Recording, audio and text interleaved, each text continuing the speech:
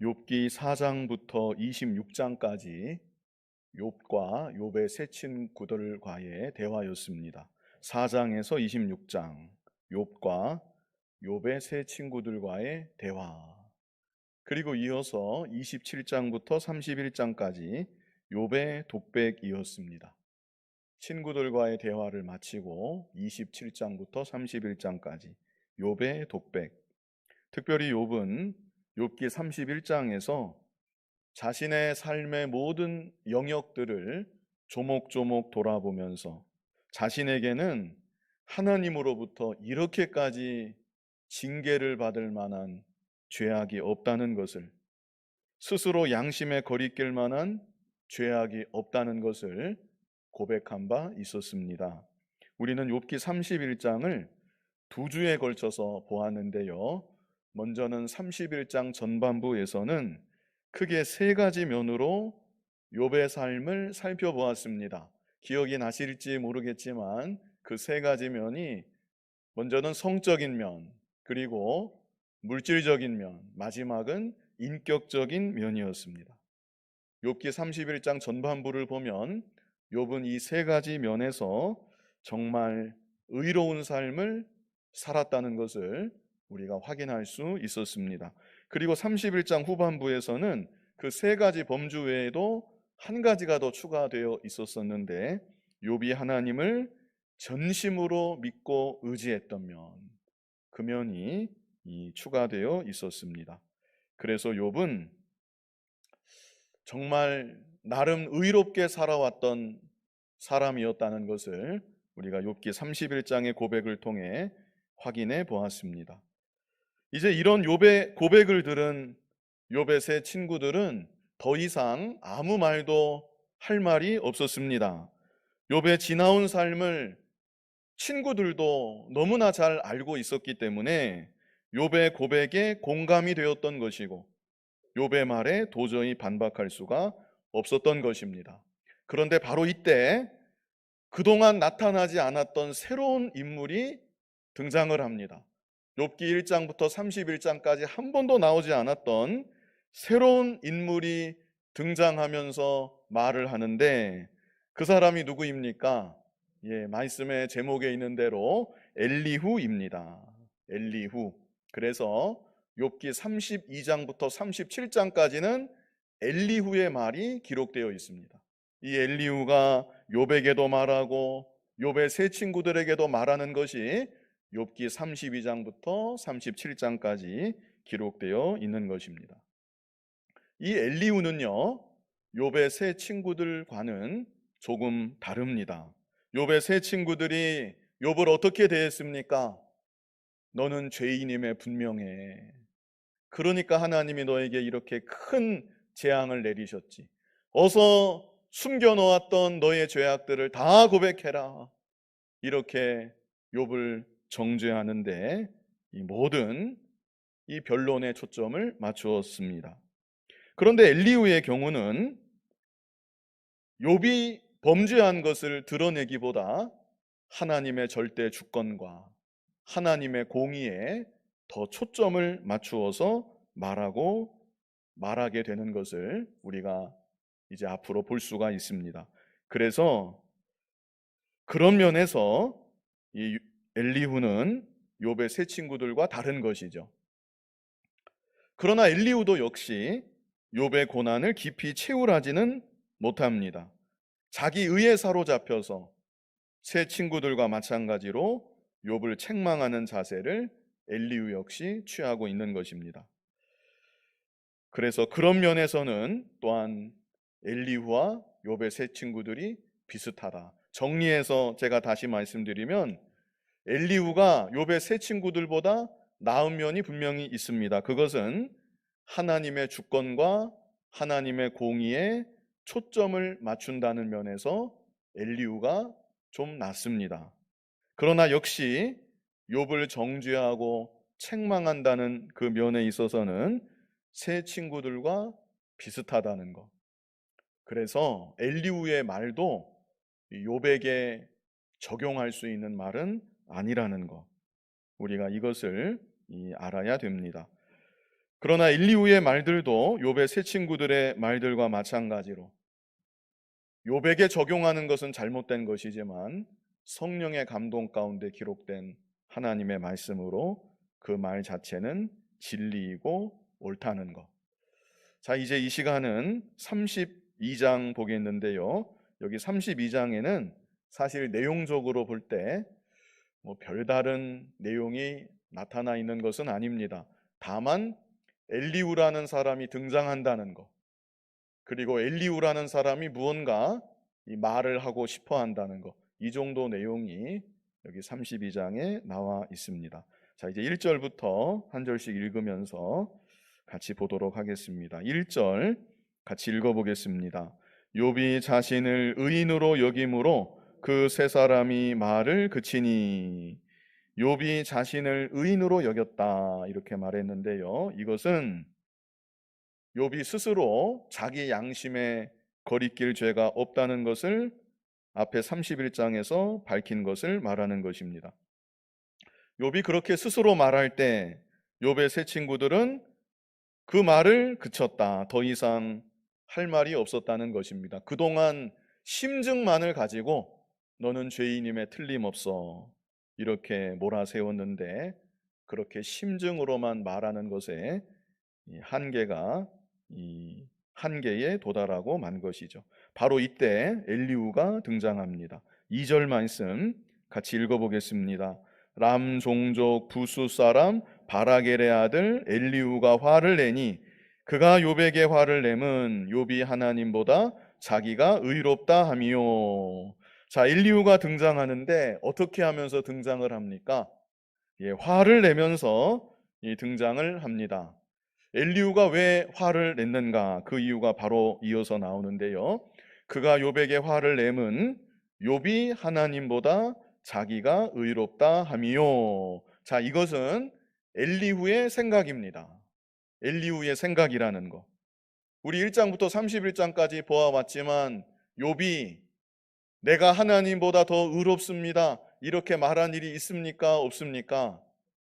그런 일이 한 번도 없었습니다. 다만 욥은 이렇게는 말했습니다. 왜 나에게 이런 고난이 왔는지 모르겠습니다.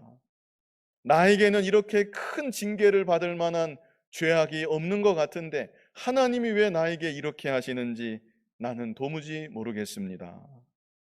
욥은 이런 말을 했던 것뿐입니다. 그런데 엘리후는 그런 욥의 모습을 지켜보고 있다가 네가 하나님보다 더 의롭다고 여기는구나 이렇게 발끈하면서 욥을 향해 참고 있던 화를 내뱉었다는 것입니다.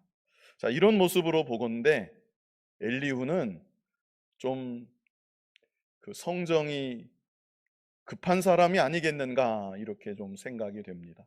좀 성격이 조금 있는 사람, 발끈하면서 화를 내면서 처음 이 대화 가운데 들어왔는데 욥의 이 엘리후의 성격이 좀 나타나 있지 않나 이렇게 생각을 해봅니다. 물론 지금까지 아무 말도 안 하고 기다린 것을 보면 나름 잘 참았다고도 생각할 수 있겠지만 이제 앞으로도 보시면 이 성정에 있어서 좀 급한 면이 있는 사람인 것 같습니다. 그리고 엘리후 역시 세 친구들과 마찬가지로 욥의 심정을 조금도 체휼하지는 못합니다. 그저 자기 주관대로 욥의 말을 이렇게 곡해하고 있는 것이죠. 3절 말씀 같이 한번 읽어보겠습니다. 또 세 친구에게 화를 내면 그들이 능히 대답하지 못하면서도 욥을 정죄함이라. 엘리후가 2절에서는 욥에게 화를 냈고 3절에서는 누구에게 화를 냈습니까?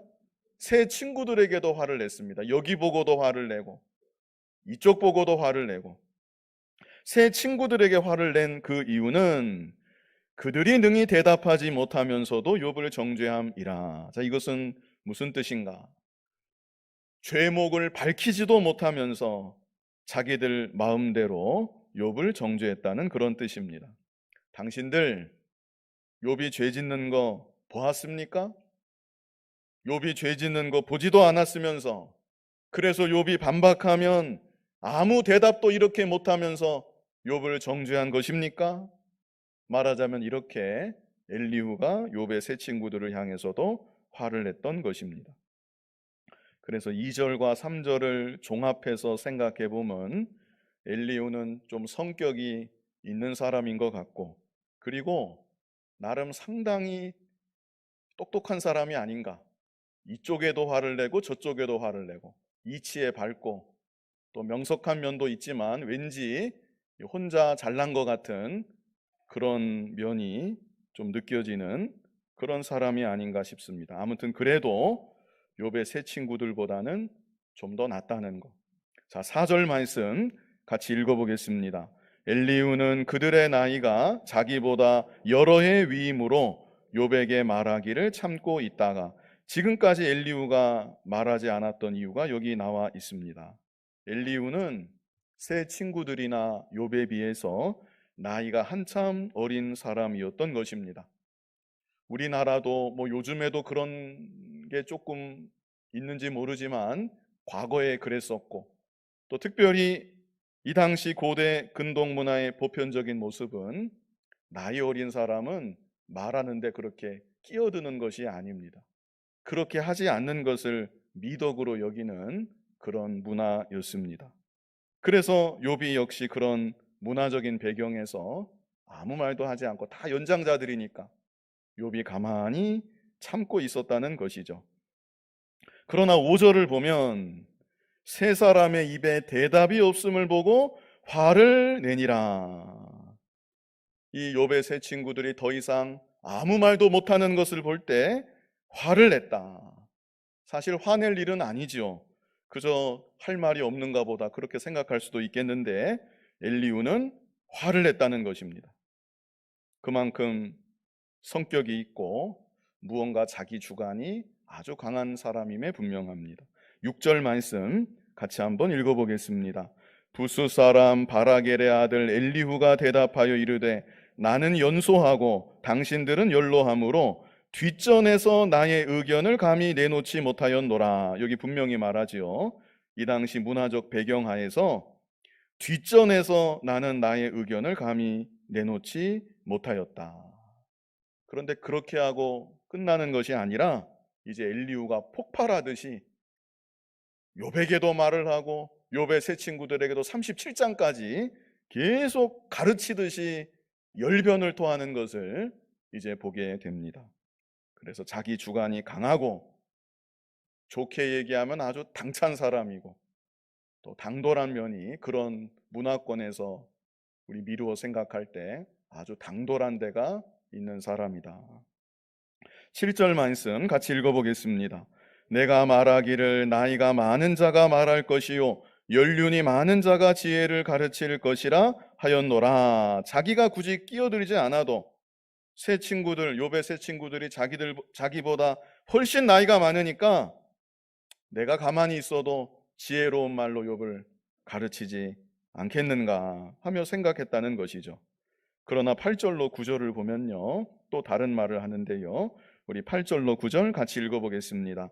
그러나 사람의 속에는 영이 있고 전능자의 숨결이 사람에게 깨달음을 주시나니 어른이라고 지혜롭거나 노인이라고 정의를 깨닫는 것이 아니니라. 이렇게 엘리후가 분명히 자기 하고 싶은 말을 이제부터 하는 것을 볼 수 있습니다. 지금까지는 나이가 어려서 예의를 차렸지만 이렇게 당당하게, 당신들 나이가 많은 것은 분명하지만 여기 9절에 뭐라고 했습니까?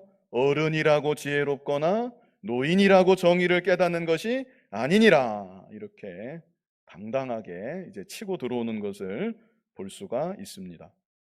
이 9절 말씀이 맞는 면이 있습니다.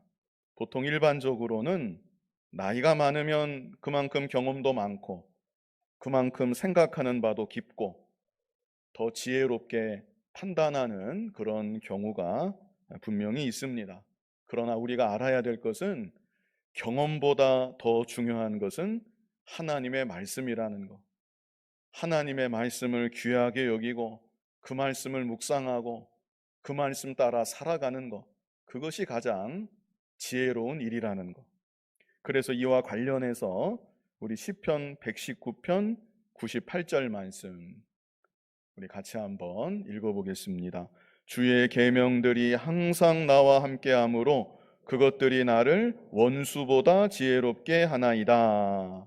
주의 계명들이 항상 나와 함께하므로, 항상 하나님의 말씀을 가까이 하고 그 말씀을 묵상하며 살아가는 것이죠. 그럴 때 그것들이 나를 원수보다 지혜롭게 하나이다. 원수를 사랑해야 되지만, 말하자면 원수 같은 사람, 내가 저 사람을 다른 면으로 좀 이겨야 되겠다, 기를 쓴다고 이길 수 있는 것이 아니라 그저 하나님 말씀 붙잡고 말씀 따라 믿음으로만 살아가면 나를 원수보다 지혜롭게 하나이다. 이렇게 말씀해 주고 있는 것이죠. 99절도, 우리 이어지는 99절도 같이 읽어보겠습니다. 내가 주의 증거들을 늘 읊조림으로 나의 명철함이 나의 모든 스승보다 나으며, 나의 모든 스승보다 나의 명철함이 더 낫다. 그 비결이 여기 99절 앞에 있죠. 내가 주의 증거들을 어떻게 합니까? 늘 읊조림으로. 이것은 암송하는 것을 말합니다. 하나님의 말씀을 늘 읽고 읊조리고 묵상하고 암송하며 살아갈 때 나의 명철함이 나의 모든 스승보다 낫게 된다. 이렇게 말씀하고 있습니다. 자, 100절까지, 시편 119편 100절까지 같이, 자, 100절 같이 읽어보겠습니다. 주의 법도들을 지킴으로 나의 명철함이 노인보다 나으니이다. 실제 말씀대로 순종하며 살아가면 나의 명철함이 노인보다 나으니이다. 자, 이 말씀은요, 인생 경험을 토대로 생각하고 많은 경험들을 토대로 생각하고 판단하는 것보다 말씀대로 순종하며 사는 것, 어린아이라도 말씀대로 순종하며 나아가는 것, 그것이 인생 경험을 토대로 생각하고 판단하는 것보다 더 지혜로운 것이다.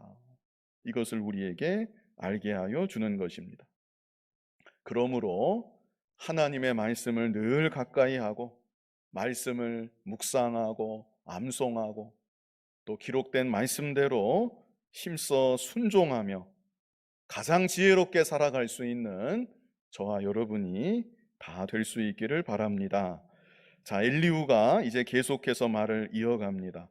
자, 본문 10절 같이 한번 읽어보겠습니다.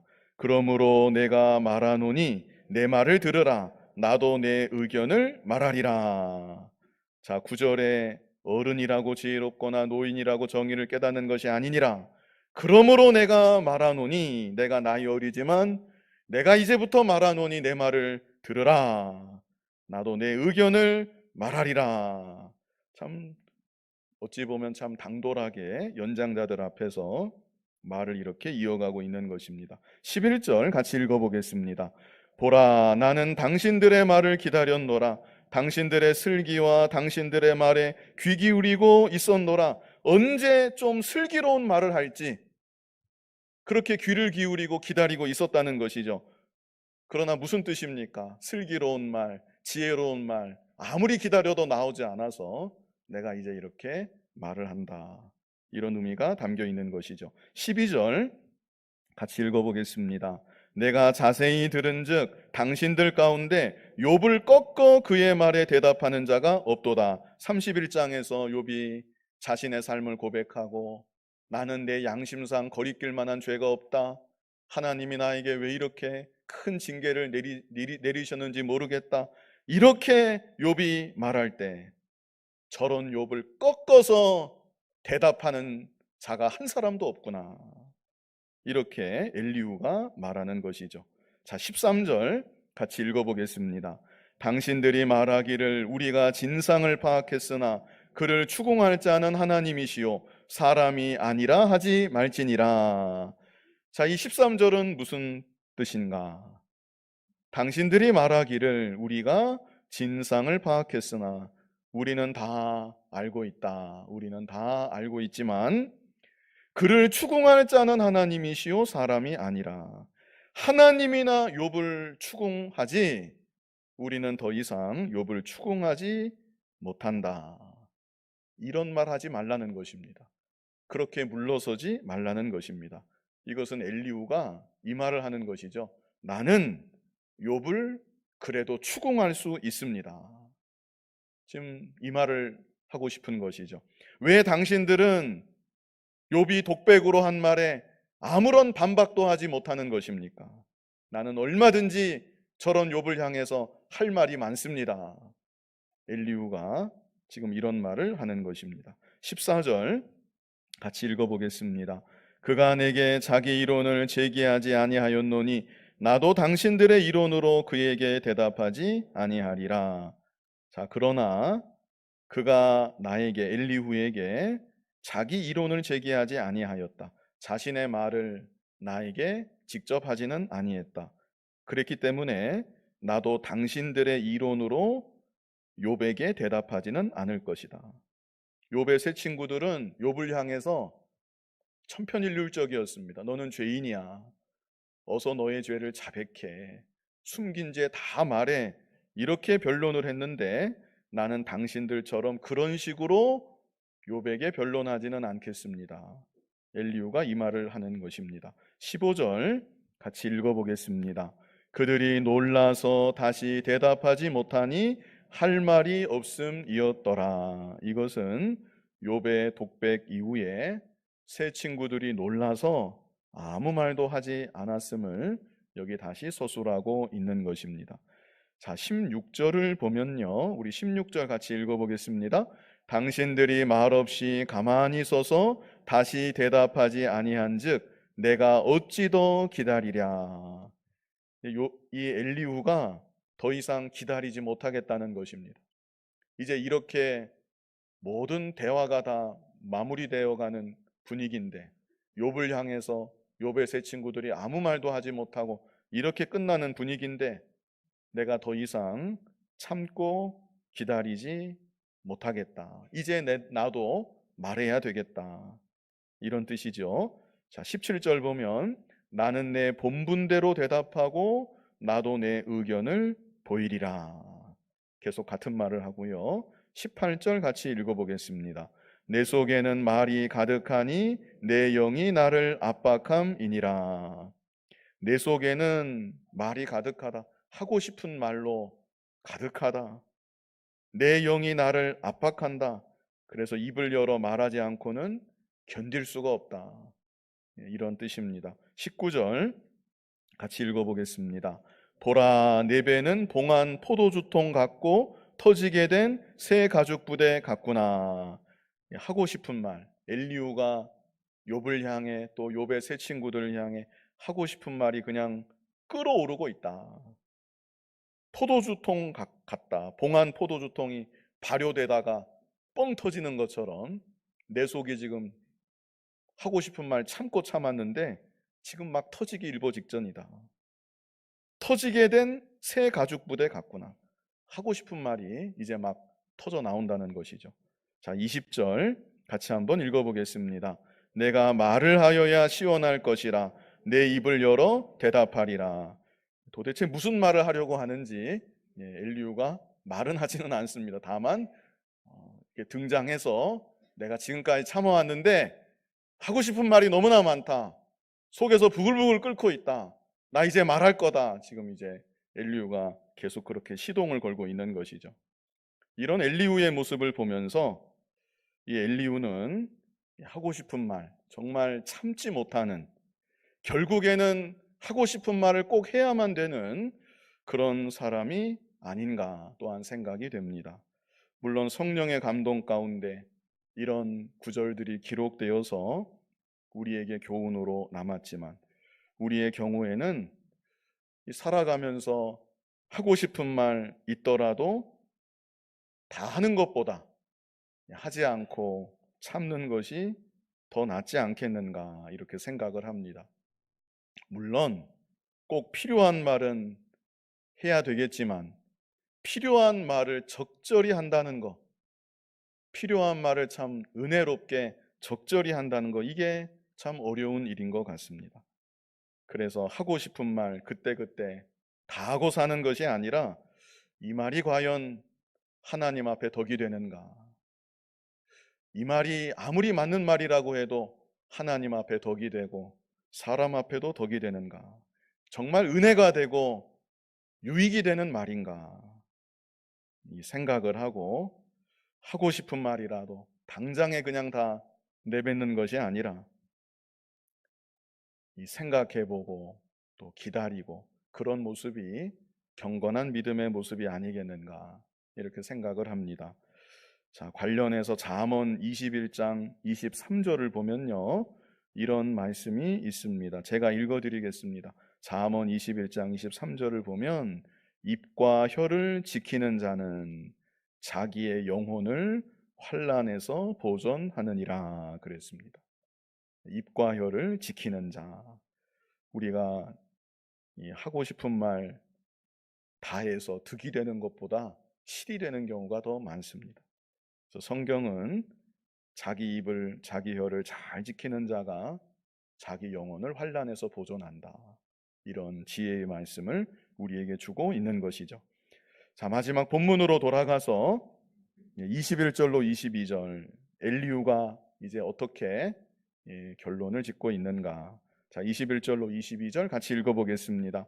나는 결코 사람의 낯을 보지 아니하며 사람에게 영광을 돌리지 아니하리니 이는 아첨할 줄을 알지 못함이라. 만일 그리하면 나를 지으신 이가 속히 나를 데려가시리로다. 자, 이것은 엘리후가 사람 앞에서 아첨하지 않고 자기 딴에는 아무 편견 없이 정말 정당하게 당당하게 해야 할 말을 이제부터 하겠다고 엘리후가 최종적으로 선언하고 있는 것입니다. 그래서 이 시간은 엘리후가 등장하는 장면, 내가 지금까지 기다렸지만 더 이상 기다릴 수가 없다. 나에게는 할 말이 너무나도 많다. 이 말을 꼭 해야만 되겠다. 이런 내용까지 우리가 이 시간 본 것입니다. 정작 엘리후의 구체적인 말은 이 32장에 한마디도 나오지 않았는데 이제 다음 시간부터 엘리후가 그토록 하고 싶었던 말이 무슨 말인가 이제 32장, 33장부터 37장까지 나오는 것이고요. 자, 이 시간 우리가 특별히 좀 기억하고자 하는 것은 엘리후의 말 가운데 8절로 9절입니다. 우리 8절로 9절, 본문 8절로 9절 우리 같이 한번 읽어보겠습니다. 그러나 사람의 속에는 영이 있고 전능자의 숨결이 사람에게 깨달음을 주시나니 어른이라고 지혜롭거나 노인이라고 정의를 깨닫는 것이 아니니라. 엘리후가 이런 말을 했었고요. 우리는 아울러서 시편 119편의 말씀을 같이 보았었습니다. 우리 이 시간 시편 119편 98절로 100절 우리 뜻을 생각하면서 같이 읽어보면 좋겠습니다. 같이 읽겠습니다. 주의 계명들이 항상 나와 함께하므로 그것들이 나를 원수보다 지혜롭게 하나이다. 내가 주의 증거들을 늘 읊조림으로 나의 명철함이 나의 모든 스승보다 나으며 주의 법도들을 지킴으로 나의 명철함이 노인보다 나으니이다. 아멘. 이 구절처럼 우리 오늘 오전에도 기록된 말씀을 더욱 귀히 여기자고 그렇게 서로 간에 인사를 나누었었는데 하나님의 말씀을 늘 가까이 하고 그 말씀을 읽고 묵상하고 암송하고 실제 말씀대로 힘써 지켜 행함으로 하나님의 지혜로 가장 지혜롭게 이 세상을 살아갈 수 있는 여러분이 다 되시기를 간절히 바랍니다. 거룩하신 아버지 하나님, 우리를 하나님 자녀 삼아 주시고 하나님의 지혜의 말씀, 능력의 말씀을 우리에게 주심을 감사합니다. 내 생각, 내 경험, 내 판단에 의존해서 살아가는 것이 아니라 하나님의 말씀을 더욱 가까이 하고 그 말씀을 읽고 묵상하고 그 말씀을 붙잡고 순종하며 살아감으로 하나님의 지혜로 하나님의 능력으로 이 세상을 살아가는 우리들 모두가 되게 하여 주시옵소서. 예수님 이름으로 기도하옵나이다. 아멘.